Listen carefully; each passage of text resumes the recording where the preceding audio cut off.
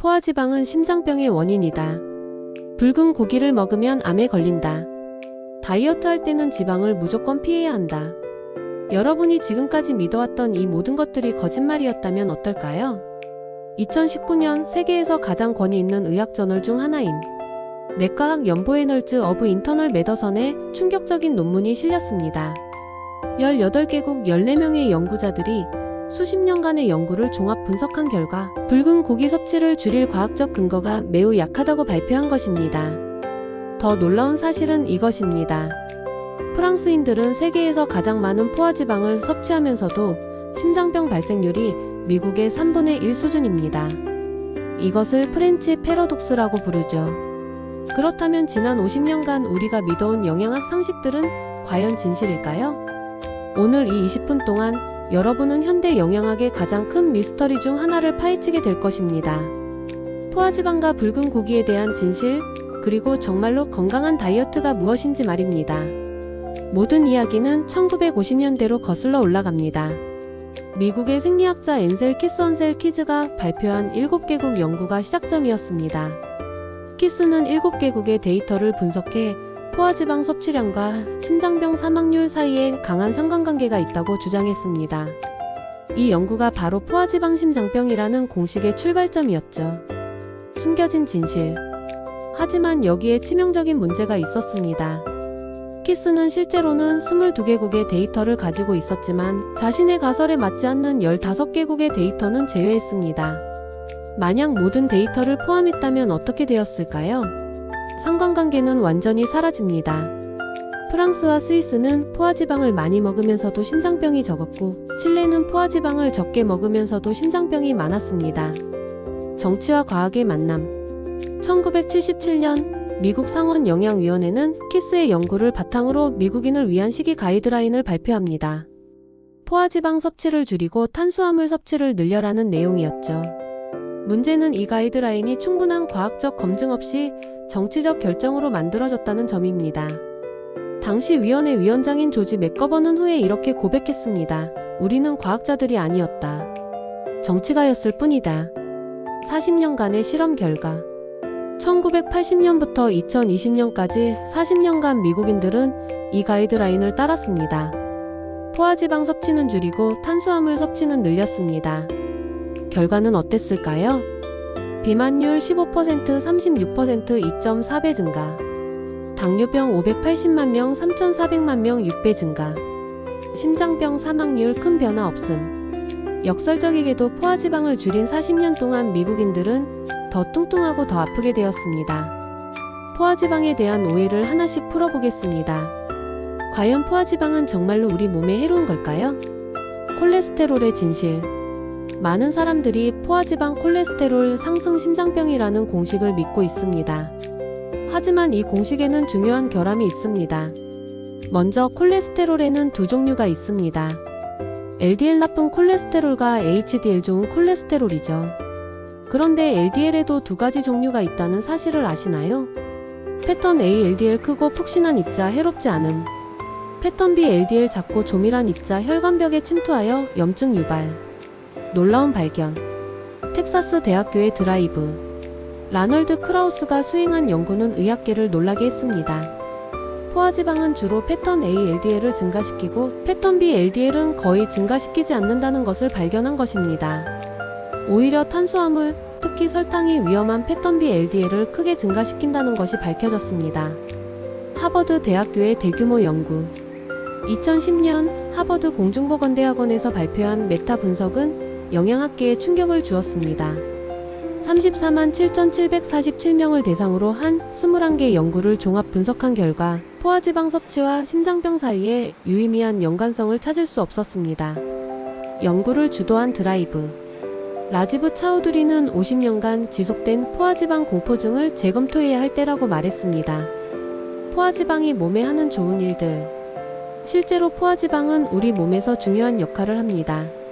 세포막 구성 세포막의 약 50%는 포화지방으로 이루어져야 제대로 기능합니다. 호르몬 생성 테스토스테론, 에스트로겐 등 성호르몬의 원료가 됩니다. 면역 기능 백혈구가 세균을 잡아먹을 때 포화지방이 필요합니다. 뇌 기능 뇌의 60%는 지방으로 이루어져 있으며 그중 상당 부분이 포화지방입니다. 이제 붉은 고기에 대해 알아보겠습니다. 정말로 붉은 고기는 우리 건강에 해로울까요? WHO의 발표와 그 뒤 이야기.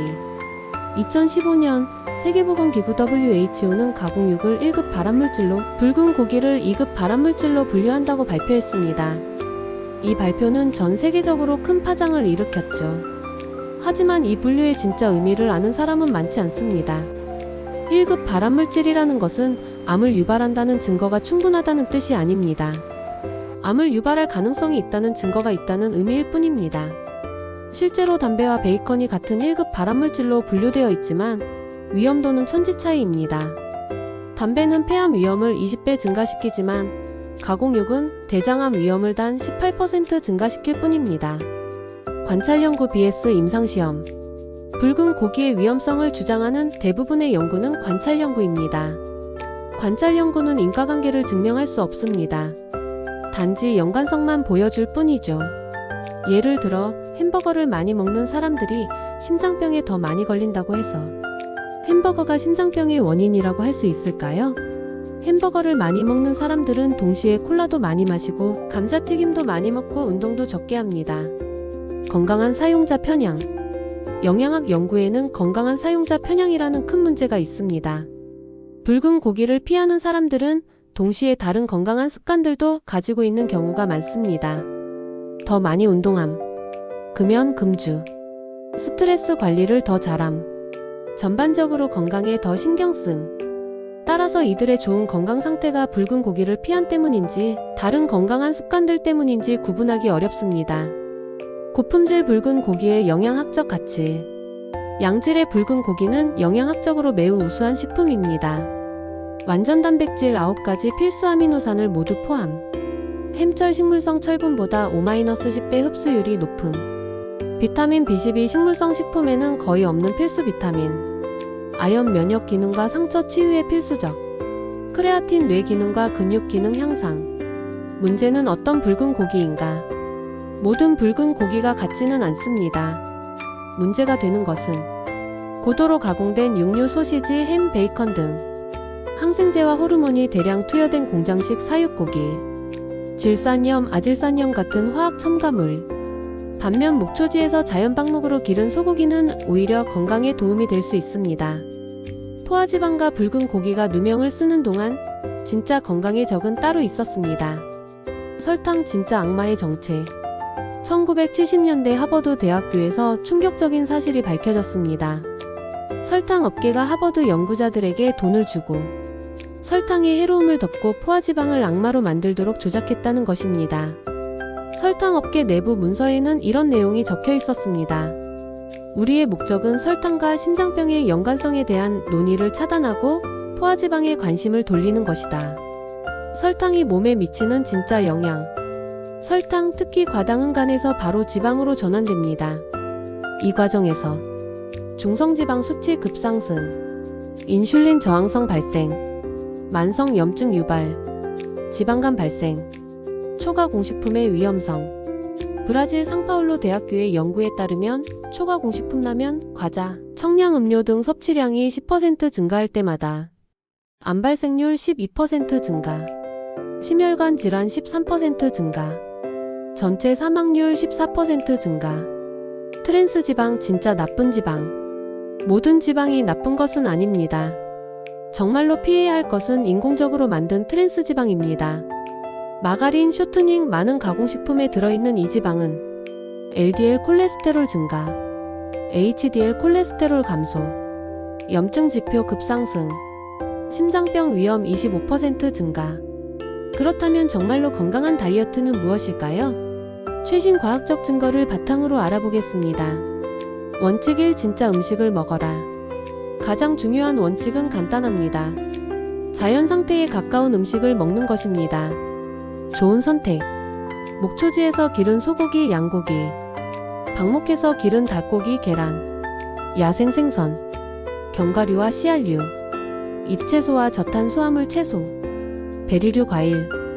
피해야 할 것. 모든 형태의 설탕과 인공감미료. 정제된 곡물, 흰밀가루, 백미 등 가공육, 소시지, 햄 등 트랜스 지방이 들어간 모든 식품, 초가공식품. 원칙 2. 영양소 밀도를 높여라. 칼로리만 계산하지 말고 영양소 밀도를 생각하세요. 100칼로리의 견과류와 100칼로리의 콜라는 몸에 미치는 영향이 완전히 다릅니다. 원칙 3. 개인화된 접근. 모든 사람에게 맞는 완벽한 다이어트는 없습니다. 유전자, 생활 패턴, 건강 상태에 따라 최적의 식단은 달라집니다. 일부 사람들에게는 저탄수화물 고지방 식단 케토이 효과적, 다른 사람들에게는 지중해식 식단이 더 좋을 수 있음. 또 다른 사람들에게는 팔레오 다이어트가 적합할 수도. 원칙 4. 염증을 줄여라. 만성 염증이 거의 모든 질병의 근본 원인입니다. 염증을 줄이는 식품들. 오메가-3가 풍부한 지방산 연어, 정어리, 호두. 항산화 물질이 풍부한 채소, 브로콜리, 시금치, 베리. 자연 항염제, 강황, 생강, 마늘. 이론을 실전에 적용해 보겠습니다. 어떻게 하면 포화지방과 양질의 단백질을 포함한 건강한 식단을 구성할 수 있을까요? 아침 식사 예시. 전통적인 저지방 아침 식사. 시리얼, 저지방 우유, 바나나, 오렌지 주스. 문제점: 당분 과다, 단백질 부족, 혈당 급상승. 개선된 고영양 아침 식사. 박목 계란 2-3개, 버터에 볶기. 아보카도 반개. 베리류 소량. 블랙커피. 장점: 고품질 단백질과 지방, 혈당 안정, 포만감 지속. 점심 식사 예시. 문제가 있는 점심. 샌드위치, 정제된 빵, 감자칩, 콜라. 개선된 점심. 목초 소고기 샐러드, 올리브오일 드레싱, 견과류 소량, 생수. 저녁 식사 예시.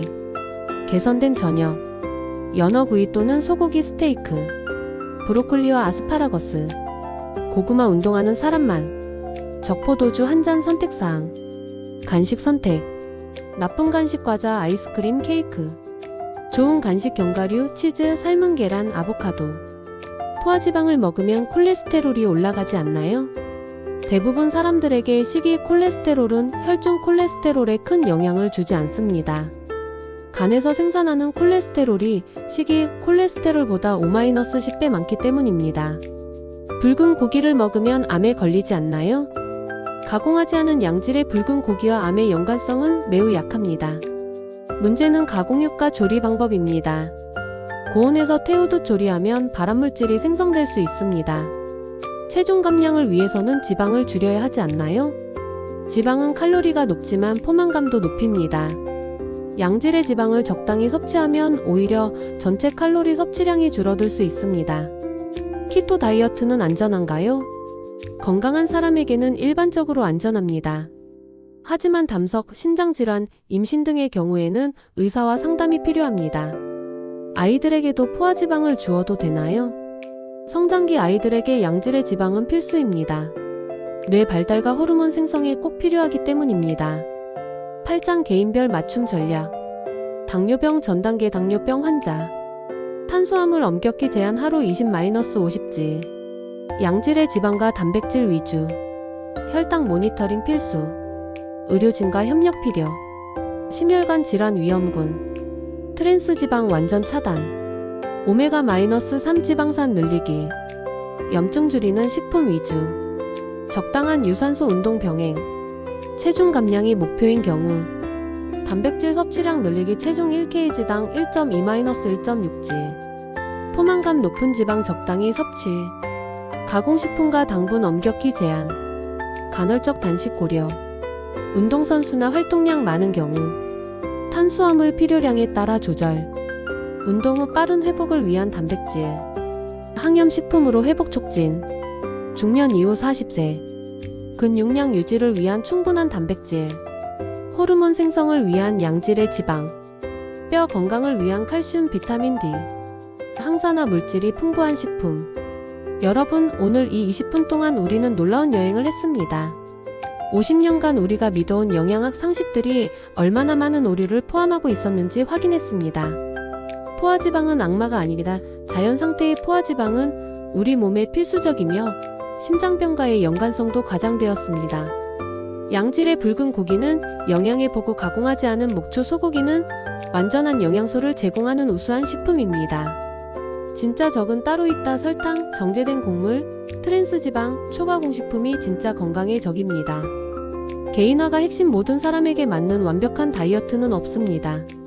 자신의 몸에 귀 기울이세요. 오늘부터 시작할 수 있는 것들. 가공식품 하나씩 자연식품으로 교체. 양질의 단백질과 지방 늘리기. 설탕과 정제 탄수화물 줄이기. 진짜 음식 위주로 장보기. 일주일 후 기대할 수 있는 변화. 혈당 안정으로 인한 에너지 개선. 포만감 지속으로 인한 간식 욕구 감소. 염증 감소로 인한 컨디션 개선.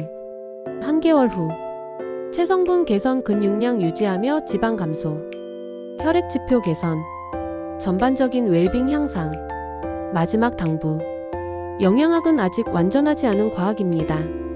새로운 연구 결과가 나올 때마다 기존의 상식이 바뀝니다. 중요한 것은 유연한 마음으로 새로운 정보를 받아들이되 동시에 비판적으로 사고하는 것입니다.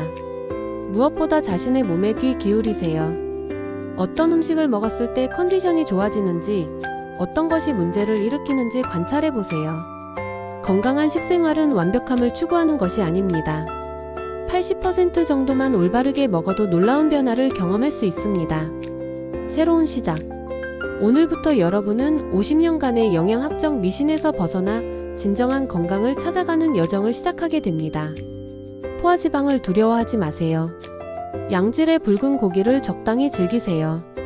대신 진짜적인 가공식품과 설탕을 멀리하세요. 여러분의 몸은 수백만 년의 진화가 만든 놀라운 기계입니다. 올바른 연료를 공급하면 놀라운 성능을 발휘할 것입니다. 건강한 선택, 그것이 여러분의 인생을 바꾸는 첫걸음입니다. 감사합니다.